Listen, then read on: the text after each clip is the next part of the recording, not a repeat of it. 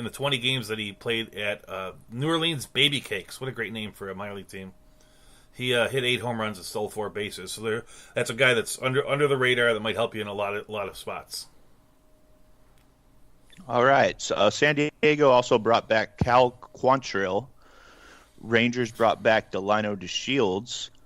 And the Mets brought up Rajai Davis. I was going to tell people that Rajai Davis might be a steals thing, but they're picking up outfielders left and right. These are just kind of minor things you just got to need to know. All right. We also had some guys come back from the DL this week. Phillies brought back Scott Kingery. White Sox brought back rookie Eloy Jimenez, who I think hit a couple homers since he got back. He hit a home run in his first 3 games back. All right. We also had some pitchers. David Price is back with the Red Sox. Steven Matz. On the hill tonight, by the way, David Price. Yeah. All right. Steven Matz came back for the Mets. Chase Anderson for the Brewers. And Drew Pomeranz for the A's. Yeah, Eloy Jimenez is the big name in the bunch, but Price did he started on Monday, looked pretty good. He's pitching tonight. These are people. Oh, Scott Kingery. The interesting about Scott Kingery is that when they brought him back, he actually started in center field. That was weird. Now he's basically played every position except for pitcher and catcher. So he's kind of your versatile guy. All right. Well, the Nationals also brought back Matt Adams. Rangers brought back Sean Kelly, immediately threw him right back in the 9th inning role. He picked up 2 saves in the first 2 outings. And the Dodgers reinstated Julio Urias. Yeah, Kelly is the closer. You got to know that name. And Matt Adams is gonna get starts because Zimmerman is still on the IL. All right, we also have some guys who are likely to make it back today, or at least this weekend. We have Jason Vargas, Elvis Andrus. Praise the Lord and pass the ammunition. Elvis Andrus has been awesome for the last 2 years, and I know that Bill owns him in our league, but I own him in just about every other league, and thank God he's back. Yeah, because Brandon Crawford is not cutting it. I said he was going to last week. He is not cutting it. Brandon Crawford actually went to the IL, so it kind of works out well for you. You know. Who else? Oh yeah, I got some stock at Andrus as well, so I'm happy to see that. Who's coming back this weekend? We also have Kyle Seager, Michael Conforto, Kenta Maeda, and Andrew Heaney. Andrew Heaney, yeah. I haven't heard about him much this year. He's going to get the start on Sunday, I believe. Kyle Seager's an interesting one. He's ahead of schedule. He could come off as of Friday, and he should come off this weekend no later than Monday or Tuesday. He's hitting that well. He's like 8 for 21 with a couple homers. Nice. All right, so we have some guys that went down for rehab assignments. We're calling the rehab the Dustin Pedroia Memorial Rehab announcement when we talk about these guys, but Pedroia's on perpetual rehab. I don't have to write that anymore. We just kind of assume that, okay? Right. It'll be news if he makes it back to the big club. At that point, right? we'll discuss him again. Yeah. All right. So we have Didi Gregorius is at High A Tampa. Corey Dickerson is playing at Indianapolis. Travis Shaw's AAA San Antonio. Francisco Mejia, AAA El Paso. And Jarrell Cotton is thrown at High A Stockton. Yeah, Jarrell Cotton had a really nice start. And Francis Mejia, in his first at-bat at El Paso, hit a home run. The big name here is Didi Gregorius. Before the season, as far as guys that were injured to start the season that were great stashes, Didi Gregorius was probably number one on the hitting side, and he's doing his stint. He's not starting as a DH; he's starting as a shortstop, so he is ahead of schedule. With the problems that the Yankees have, I think that by this time next week we'll be saying he's on the Yankees team. Oh, Travis Shaw looks awful. He's 1 for 12 with a bunch of strikeouts. So Kessenhura's job is pretty safe, even though, you know. All right, glad to hear that one.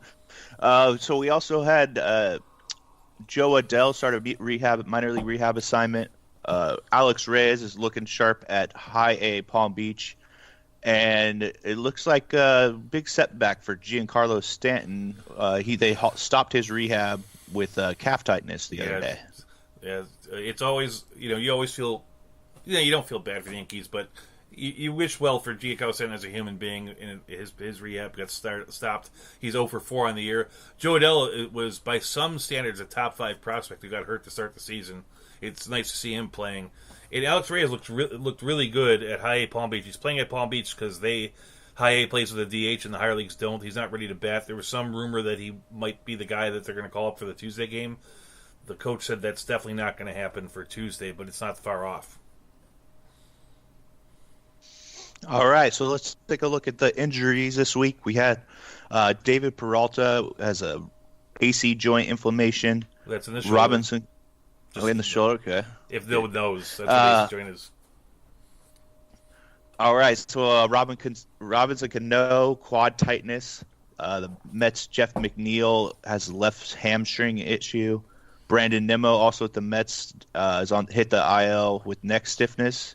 And Michael Conforto hit the 7-day concussion IL. So there's your Rajay Davis playing time, maybe. Mariners lost D. Gordon to the IL and Ryan Healy. And the Rays, Yandy Diaz went out with a wrist. And Willie Calhoun for the Rangers is on the IL with a left quad injury. Oh, I'm looking at the wrong thing. The interesting thing is, like, Kevin Crone's the bigger name in Arizona, but Timothy LaCastro is going to get starts with Peralta being out. Crone's going to fill in for Flores, a different injury. We'll talk more about the Mets. They've been signing people left and right to play outfield. If you need a job, you should fill out one online. They're looking for outfielders. All right. We also had some pitchers hit the IL this week. CC Sabathia with a knee, Jeremy Hellickson with shoulder tendonitis, and Seth Lugo with the same ailment. Yeah. Nothing too serious there. You're looking at, these are guys that are probably going to miss a start. They got put on the IL, which means that they're going to probably miss 2 starts. I know Lugo's in relief, but you're looking at, an old 15-day injury type thing. All right, we also have some guys with a little bit more serious injuries here. Andrelton Simmons has a grade 3 ankle sprain. Wilmer Flores fractured his foot. Wade Davis has an oblique strain, and Colin McHugh is out with elbow discomfort. Andrew Simmons will be out till at least All-Star break. Kind of opens the door. They've been starting David Fletcher, who's a pretty good hitter at shortstop. Wilmer Flores, as I said, is the guy that Kevin Crone's coming to replace. With Wade Davis out, Scott Oberg got named the new closer in Colorado. And Colin McHugh makes us guess at which Astros player is going to get into that rotation. Is it the smart money is on Josh James, but I'm rooting that they give CNL Perez a shot. And they do have a bunch of guys in the minors, but I don't see that happening. Probably Josh James is going to get a shot to take McHugh's spot. Just another word on that Colorado closing situation. I think that don't sleep on Estevez as well as an option to pick up some saves there. He's pitched a little better than Oberg recently. Yeah, I mean, the Rockies are probably like the last place you want a closer to have, but a save is a save. And anytime you have a non-proven closer there's always a chance that he could lose the job fast because of the nature of them scoring 8 runs a game in that ballpark. Indeed. All right, a few more injuries here. We have Brandon Crawford, the professor's favorite backup shortstop. He's out with an illness since Thursday. Francisco Cervelli is out since Wednesday with a chest contusion. By the way, the injury for Brandon Crawford is that he has conjunctivitis. So it's an eyesight thing. Pink eye. Oh, no wonder he can't make contact. All right, we also had Charlie Blackmon miss last night's game. That is a knee thing. I don't think I wrote it. Okay. And George Springer left the game after diving for a ball in the outfield on Friday as well. And we did have that coming across this morning. They said Derek Fisher was going to be called up. And the last I heard last night is that Springer is likely to go to the IL. Likely. So you probably see. All right. So we had some guys get sent down this week. Nick Williams, Joey Ricard, Carlos Gonzalez, Billy McKinney, Jimmy Nelson, Nick Margavicius, and Frank Swindell. I just put those in there to see if you can pronounce all those names. Swindell was cut out right. Jimmy Nelson was activated from his rehab and immediately sent down, which causes some problems for some dynasty leagues because he's no longer classified as a minor leaguer. He's classified as he's no longer classified as injured. He's classified as a minor leaguer. And if you don't have minor league spots, then he's gone. He's tough to keep in your team. Yeah, I'm struggling with that one in a couple of spots. All right, we also had a couple transactions here.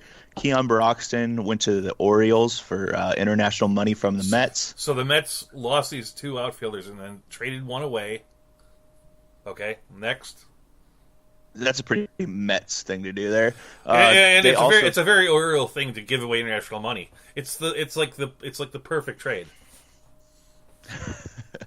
The Mets also claimed Aaron Althier off waivers and signed Matt Kemp. Yep. So those are the guys they got going from. They got Rajai Davis, Aaron Althier, or Matt Kemp. That's the new potential outfield for those guys. I think Matt Kemp's a good fit. I think there's something there. Althier, I would have said that, but since he flunked out in San Francisco, I don't have as high opinion of him anymore. But then again, Cameron Maybin flunked out in San Francisco, and he became a pretty good player with the Yankees. So maybe the New York water will do him good.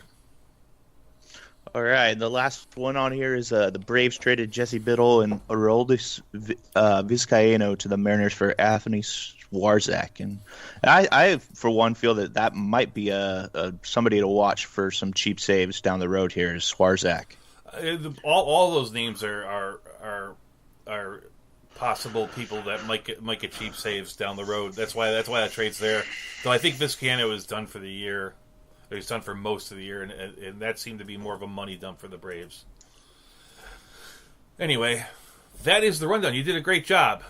We got done in record time, and we covered all the important moves for the day, or at least as of, say, midnight last night. If something else happened today, it's beyond us. There's some nice